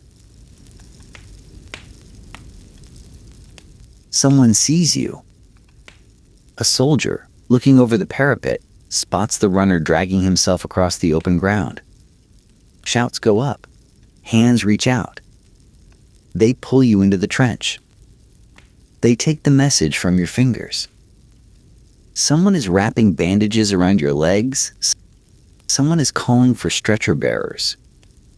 Someone is telling you that you'll be fine, that the doctors will fix this, that you're going home. You delivered the message. That's what matters. The run is complete. Whether you survive the next few hours is someone else's problem now. The war continued for another 18 months. Other runners carried other messages through other barrages. The system never stopped, never paused, never ran out of young men willing or unwilling. to sprint through hell for a piece of paper. The armies kept statistics after a fashion. They knew how many shells were fired, how many miles of wire were strung, how many millions of men were fed and clothed and armed. But the runners were never counted properly. They existed in the gaps between units, the spaces between categories. Their deaths were clerical errors, their sacrifices administrative oversights. What we know is this: the job of runner was among the most dangerous in the war. More dangerous than infantry, who at least had trenches. Only the men who went over the top first, leading the assaults, died faster. And still they ran, thousands of them, tens of thousands, carrying messages that might be vital or might be trivial, never knowing which until it was too late. They ran because they were ordered to run. They ran because the alternative was court-martial and execution. They ran because the war had become a machine, and machines need parts, and runners were the parts that wore out fastest. You, whoever you were, wherever you fell, were one of them. You were chosen because you were young and fast, which meant you were young and disposable. You were called vital while being treated as expendable. You were praised for your bravery while being used as ammunition. The message you carried might have saved lives, or it might have cost them. The orders that flowed through your hands shaped battles, directed artillery, sent men to their deaths, or pulled them back from certain destruction. You were the nervous system of an army that had grown too large to function without you. And when you fell, in a crater, in the wire, in the mud, another runner took your place. The messages kept flowing. The war kept grinding. The machine never noticed you were gone. There's a modern echo here, if you want to hear it. The gig worker called essential during a pandemic. The delivery driver treated as vital but paid as disposable. The employee told their work matters while their welfare doesn't. The systems change. The exploitation remains. The trench runner carried paper through hell because someone decided that communication mattered more than the communicator, that the message was worth more than the messenger. You were the message now, and messages once delivered are forgotten. The mud closed over. The war moved on. And somewhere, another young man was being told what an honor it was to be chosen. Here's the story you learned in school. Christopher Columbus, visionary genius, stood alone against the ignorance of his age. Everyone believed the earth was flat. Everyone said he'd sail off the edge. But Columbus knew better. He proved them wrong, discovered America, and changed history forever. It's a great story. It's also almost entirely false. The educated people of 15th century Europe knew the earth was round. They'd known for over 1,000 years. The ancient Greeks had figured it out. Eratosthenes had calculated the circumference with remarkable accuracy around 240 BCE. Medieval scholars studied these texts. Sailors navigated by stars on a curved horizon. The flat earth opposition to Columbus is a myth invented centuries later to make him look smarter than he was. What the experts actually told Columbus was something much more specific. The earth was round, yes, but it was big. Too big. The distance from Europe to Asia, sailing west, was far greater than his ships could travel. They would run out of food, run out of water, run out of luck, somewhere in the endless ocean. Everyone would die. And here's the thing. They were right. Columbus disagreed, of course. He had his own calculations, his own theories, his own unshakable confidence. He estimated the distance to Asia at roughly 2,400 miles. The actual distance is closer to 12,000 miles. He was off by a factor of 5. If the Americas hadn't existed, if there had been nothing but open water between Europe and Asia, Columbus and his crew would have died, exactly as the experts predicted. He didn't prove the earth was round. He got the math catastrophically wrong, sailed into what should have been certain death, and got lucky that there happened to be a continent in the way. This is not the story of a genius vindicated. This is the story of a man who was confidently, demonstrably incorrect. And who succeeded anyway, because the universe sometimes rewards audacity over accuracy. It's a different kind of lesson, and in some ways a more useful one. Let's be specific about why Columbus was rejected, because the reasons matter. When Columbus pitched his westward voyage to the Portuguese court in 1484, he wasn't laughed out of the room for believing in a round earth. He was evaluated by a committee of experts, mathematicians, astronomers, navigators, who examined his proposal on its technical merits. Their conclusion: the math didn't work. Columbus based his calculations on a combination of sources, most of them wrong. He used an estimate of the Earth's circumference from the Islamic geographer Alfraganus, but misunderstood the units, treating Arabic miles as Italian miles and making the Earth about 25% smaller than it actually is. He relied on Marco Polo's exaggerated account of how far east Asia extended. He assumed Japan was much closer to China than it actually is. Stack these errors together and you get Columbus's fantasy geography, a small Earth with an Asia that stretched far into the Pacific, leaving only a modest gap of ocean between the Canary Islands and Japan. Totally doable. A few weeks of sailing, tops.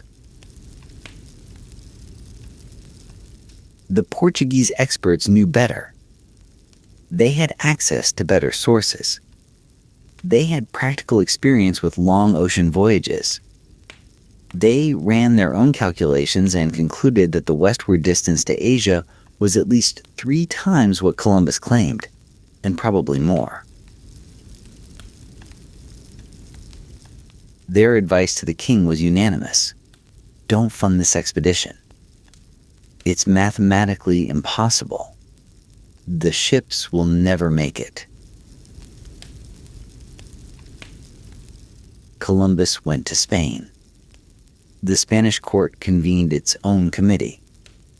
They reached the same conclusion. The project was rejected in 1490 for the same reasons the Portuguese had rejected it 6 years earlier. The ocean was too wide, the distance too great, the supplies insufficient. What changed? Politics, mostly. Queen Isabella was looking for an edge against Portugal. Columbus was persistent, persuasive, and willing to accept payment only if he succeeded. The potential upside, a western route to Asia, was enormous, and the cost of failure would be borne entirely by Columbus and his crew. So Spain rolled the dice. Not because they believed Columbus was right, but because the bet was cheap and the payoff was huge. If he died in the Atlantic, they'd lost nothing. If he somehow made it, they'd gain everything. This wasn't visionary support for a misunderstood genius. This was venture capital logic. Fund 100 crazy schemes, and if one of them accidentally succeeds, you come out ahead. Columbus got funded because he was expendable, not because he was correct. The ships were small. The Nina, the Pinta, and the Santa Maria were not the grand vessels of later exploration. They were coastal traders, designed for Mediterranean routes, pressed into service for an ocean crossing nobody expected them to survive. The Santa Maria was the largest at roughly 60 feet long. For comparison, that's about the length of a bowling lane. Into this space were crammed about 40 men, their supplies, their equipment, and the fragile hope that Columbus's math was better than everyone else's. It wasn't, and the crew knew it. The voyage began well enough. The Canary Islands provided a final resupply point, a last taste of fresh food and reliable water. Then the ships turned west into open ocean, into the unknown. Days passed, then weeks. The winds were favorable. The trade winds that Columbus had correctly identified pushed them steadily westward. But the distance kept growing. The supplies kept shrinking. And the men kept watching the horizon for land that refused to appear. By late September, after nearly a month at sea, the crew was getting nervous. The ship logs record growing tension, complaints about the length of the voyage, fears about the return journey, whispered talk of mutiny. Columbus responded by keeping 2 sets of books, a private log with the true distances traveled and a public log with shorter figures designed to keep the crew calm.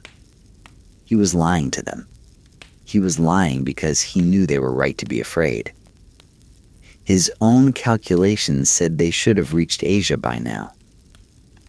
Every extra day at sea was proof that something had gone wrong with his geography. The famous story has Columbus's crew on the verge of mutiny when land was finally sighted on October 12th, 1492. The timing was fortunate. A few more days and the situation might have become unmanageable. The men were saved not by Columbus's navigation but by the accident of the Caribbean existing where his maps said there should be open water. When they landed, Columbus was convinced he'd reached Asia. The islands he found must be outliers of the Indies. The people he encountered must be subjects of the Great Khan. Everything he saw, he interpreted through the lens of his original error. The Indians he met were nothing like the sophisticated civilizations Marco Polo had described. The gold was sparse. The spices were absent.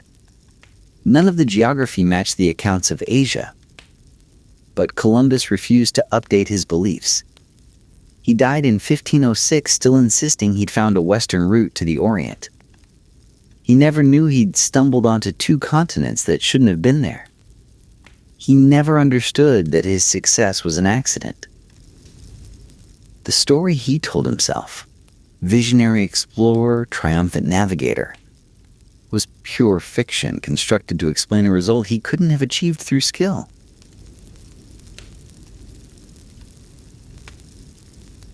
So where did the flat Earth story come from?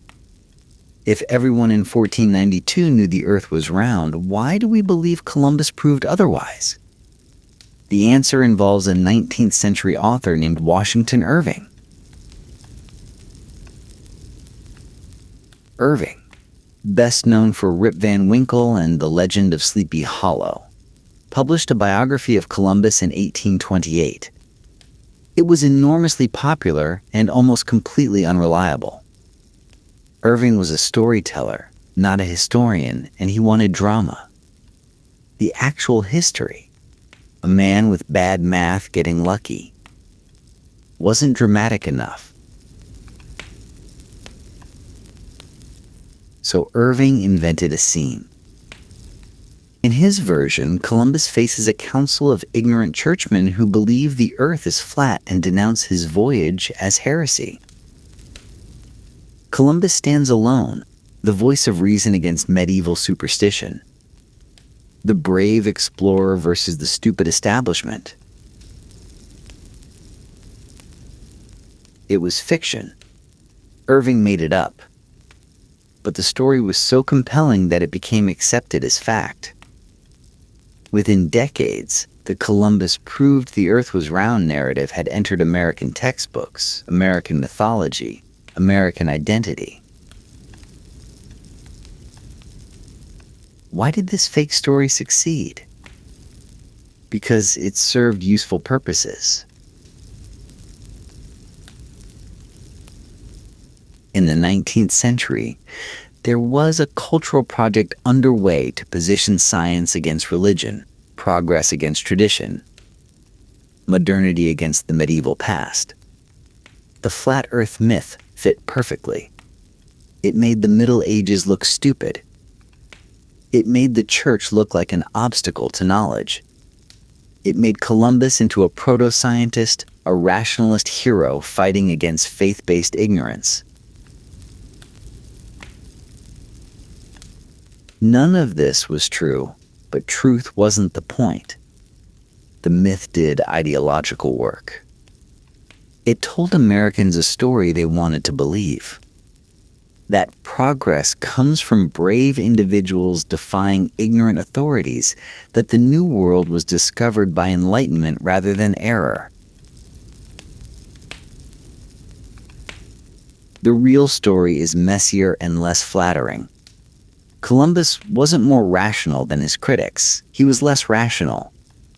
He ignored expert advice. He bungled basic calculations. He succeeded through dumb luck and geographical accident.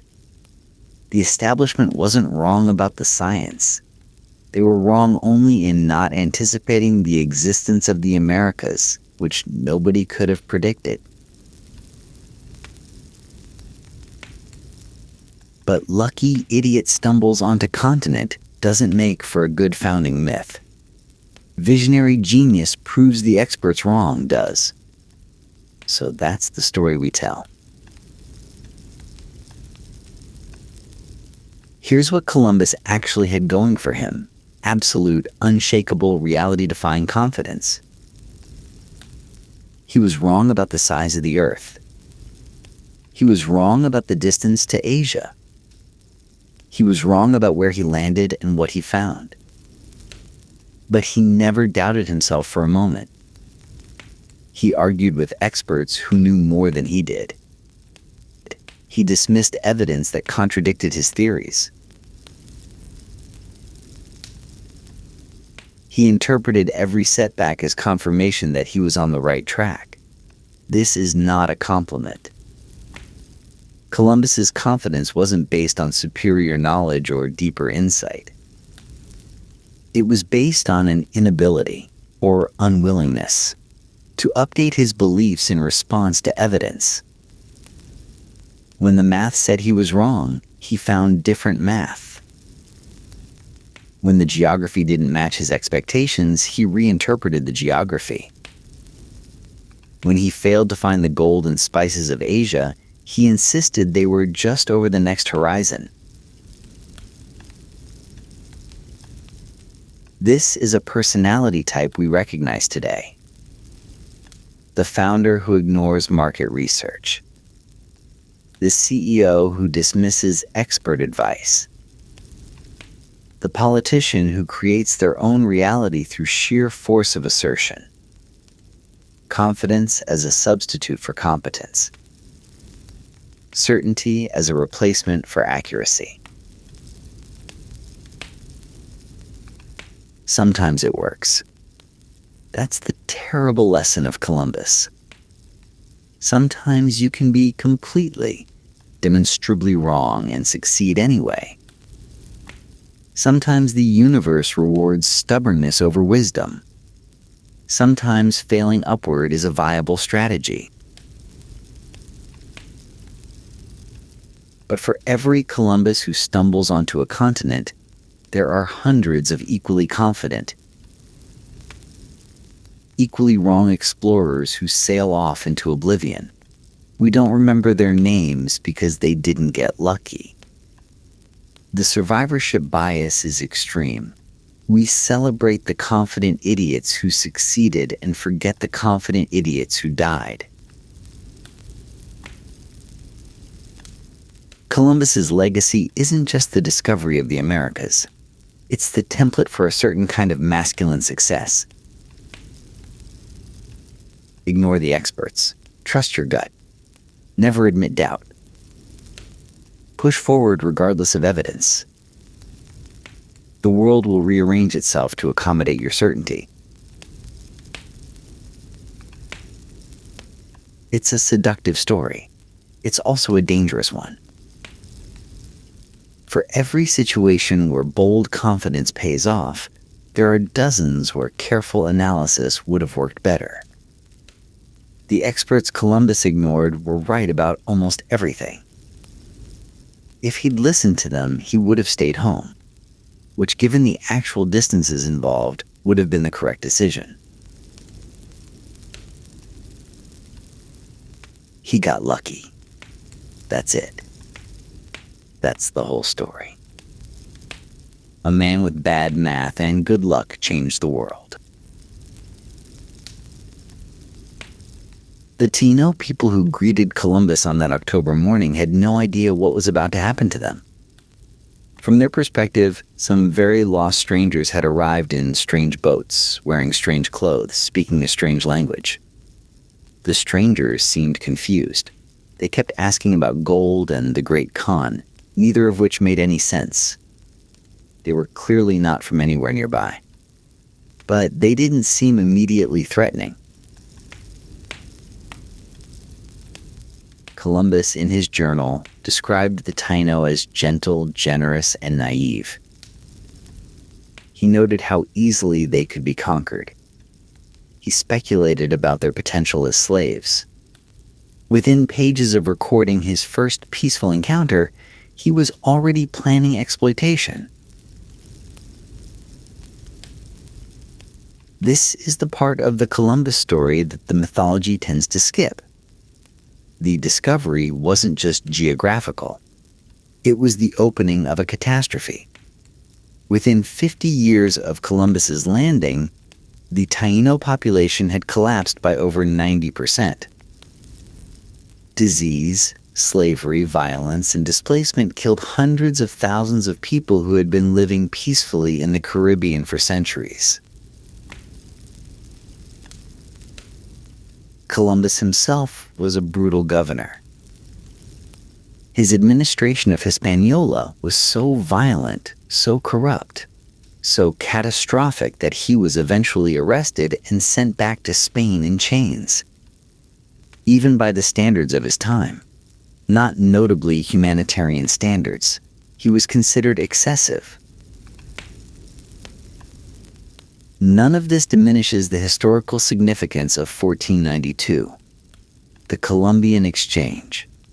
The transfer of plants, animals, diseases, and ideas between hemispheres was one of the most important events in human history. The world we live in was shaped by that initial contact. But understanding that significance doesn't require celebrating the man who stumbled into it. Columbus was a mediocre navigator with bad math and worse ethics who happened to be pointing west when he should have been pointing east. The continents he discovered had been home to millions of people for thousands of years. His achievement was less discovery than collision. Two worlds crashing into each other, with consequences neither could have imagined. The heroic narrative serves no one except those who need heroes simple enough to fit on pedestals. The real story, complicated, accidental, catastrophic, serves everyone who wants to understand how history actually works. There's a modern version of Columbus in almost every industry. The tech founder who ignores user feedback and gets lucky with timing. The executive who fails upward from one disaster to another, protected by confidence and connections. The politician who creates an alternative reality through sheer repetition, impervious to fact-checking. The pattern is recognizable. Massive confidence, minimal competence, and the good fortune to be in the right place when circumstances align. These people succeed not because they're smarter than everyone else, but because they're more willing to be wrong at high volume. Silicon Valley has a phrase for it: fake it till you make it. The idea is that confidence attracts investment, investment enables growth, and growth eventually justifies the original confidence. It works often enough to remain a viable strategy, even though it fails far more often than it succeeds. Columbus was the original fake-it-till-you-make-it entrepreneur. He oversold his capabilities, underestimated his challenges, and got funded anyway because someone decided the potential upside was worth the risk. When his initial promises didn't pan out, he doubled down, insisting that success was just around the corner, that the gold and spices were waiting in the next island, the next voyage, the next expedition. He never found them. He died disappointed, still clinging to fantasies that had been disproven years earlier. But by then, the machinery he'd set in motion had taken on a life of its own. The colonization of the Americas proceeded without him, driven by forces he'd unleashed but couldn't control. This is perhaps the darkest lesson of the Columbus story. You don't have to be right to change the world. You don't have to be good.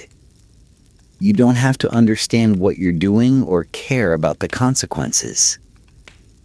You just have to be confident enough to start something and lucky enough to survive the initial mistakes.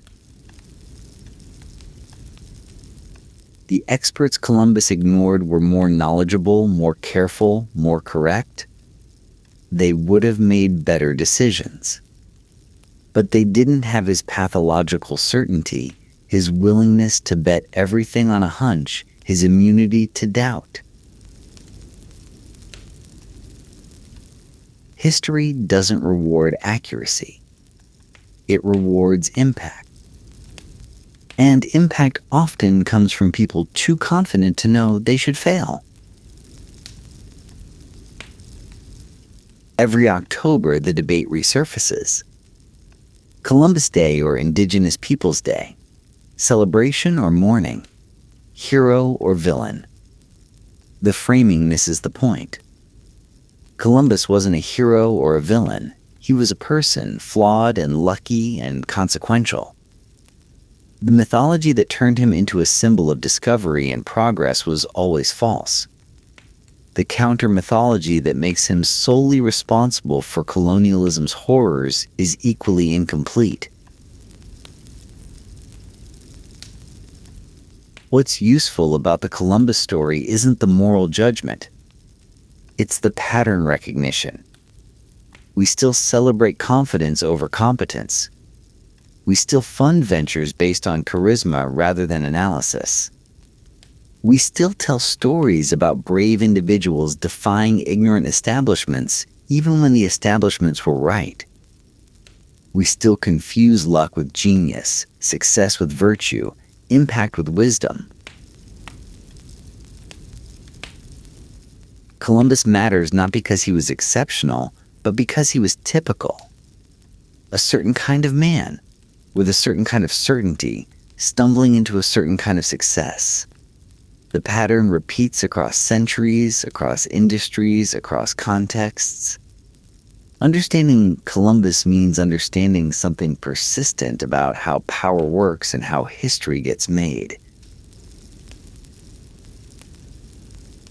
The earth was always round. The experts were always right. The math was always bad.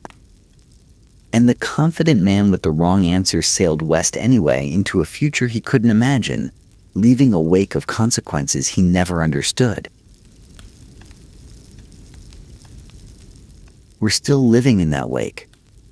We're still telling ourselves stories about it. And we're still, 5 centuries later, mistaking confidence for competence and luck for vision. The ships have changed. The oceans have been mapped. But the pattern continues. Somewhere right now, someone with bad math and good confidence is pitching an impossible project to investors who should know better. Some of them will fail. Some of them will succeed. And the ones who succeed will be called visionaries, their errors forgotten, their luck transformed into legend. Columbus showed us how it works. We're still not sure we've learned the lesson.